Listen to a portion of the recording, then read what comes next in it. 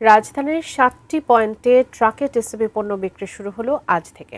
ভর্তুকি মূল্যে দেওয়া হচ্ছে তেল, চিনি এবং মসুরের ডাল। শুক্রবার ছাড়া ১৩ সেপ্টেম্বর পর্যন্ত রাজধানীর বিভিন্ন পয়েন্টে টিসিবির এসব পণ্য কিনতে পারবেন ক্রেতারা। কার আগে কে নেবে তা নিয়েই যত হট্টগোল।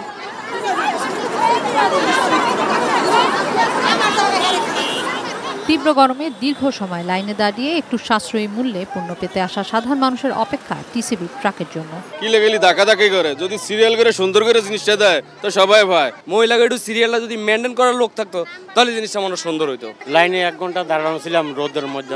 গাড়ি আর সাথে সাথে যে আগে তার হাতে নাম লেখা দিলে নিরহ মানুষগুলো নিতে পারে।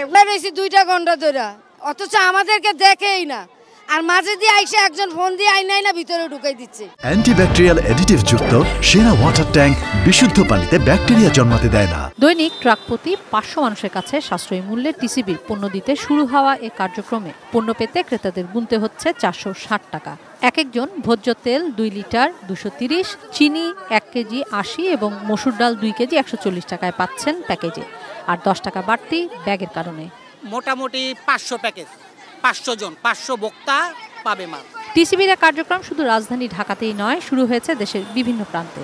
চট্টগ্রাম, গাজীপুর, কুমিল্লা সহ দেশের বিভিন্ন জেলায় আরও ৭টি ট্রাকে চলছে এই কার্যক্রম। সেখানেও শুক্রবার ছাড়া বিভিন্ন পয়েন্টে পণ্য মিলবে ৩১ আগস্ট পর্যন্ত।